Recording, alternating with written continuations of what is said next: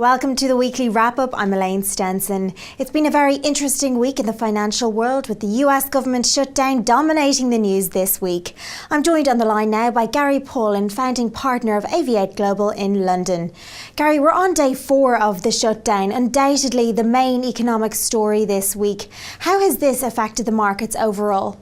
It's interesting because you would normally think a shutdown or something like that would create enough uncertainty for markets to fall, but the market's actually taken it quite well. And I think using history as its guide, I mean, shutdowns aren't terribly uncommon.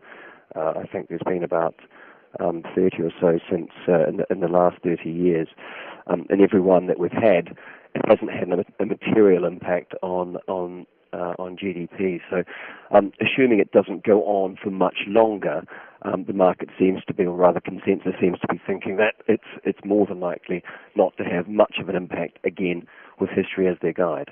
Can you tell us what's the latest on the debt ceiling crisis? Yeah, that's the sort of the real sort of elephant in the room, if you like, because whereas partial shutdowns aren't of great concern, if it was to lead to a situation where they wouldn't raise the debt ceiling and you have concerns over a default, that is clearly a different set of circumstances, and I think would have quite material impacts on the markets. You can't really have the reserve currency of the world defaulting on its debt. So if it was to linger, I suspect that would be quite a concern for the markets.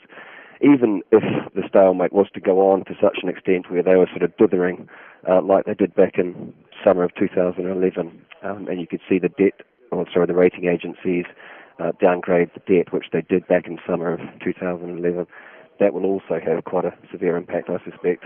If you go back to the last time, the market fell about 20% in the months following the downgrade. And although that time there was the added issue of the Eurozone crisis, which is clearly less of a concern this time, I suspect we would see a rather severe pullback in markets if such was to happen again. And what were the other main events that caught your eye this financial news week? Well, I guess from a European perspective, the most relevant for us was what was happening in Italy, where we started the week with a concern that we may not have an effective government should Enrico Letta face or fail to get a confidence vote through Parliament on Wednesday.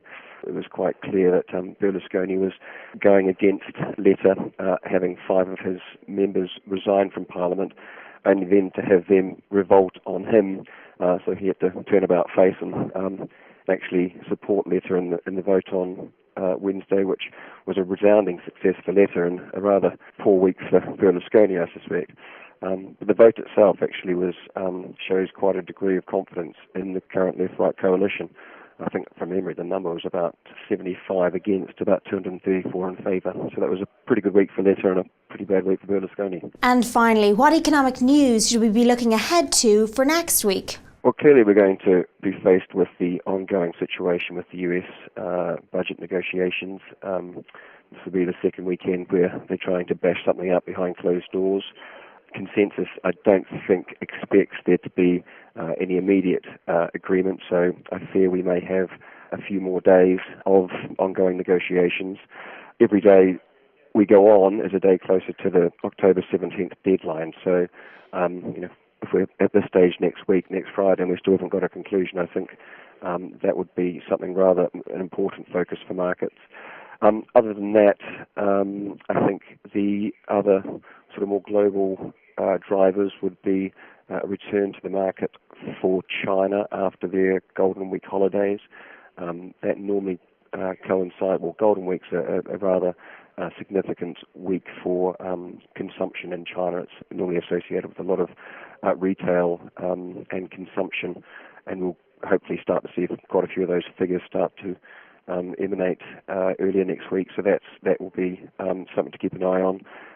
We're not sure when we're going to get the non-farm payroll figures out of the US because of the shutdown, but hopefully if that resolves itself, we'll get those figures, and they'll be quite important to look at, given how data dependent we have become in terms of policy with regards to the Fed.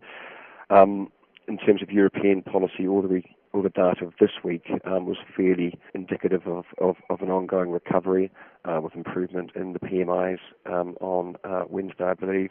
But also just this morning, the French have upgraded their forecast for GDP. And even Portugal have upgraded their forecast for GDP, which is a clear turnaround if you remember the state of affairs, just over a year ago. And then that's pretty much it in terms of the economic sort of outlook. A couple of things we're sort of focused on from a more sort of market-related perspective is we sense a real change in attitude towards renewable energies once again. There's legislation change towards solar within China, which has got lots of interesting implications, not least to the Chinese banking sector, given solar accounts for a rather large percentage of all non-performing loans in China, to the extent that if you actually fix solar, you could go a long way to helping remove one of the key reasons people are not very excited by Chinese banks. So that's something to keep an eye on.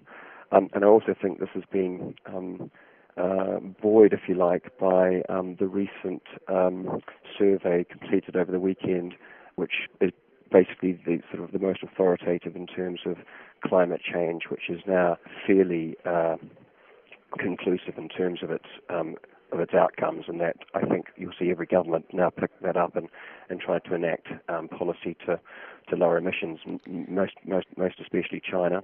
So that's quite interesting. Linked to that, we've also seen quite a marked change with regards to hydrogen and fuel cell technology, where we've had $3 billion earmarked for investment in that supply chain this week alone from Japan, from Germany, and from California.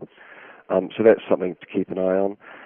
And then, of course, probably the most relevant is we are getting very close to earnings season kicking off again for the third quarter.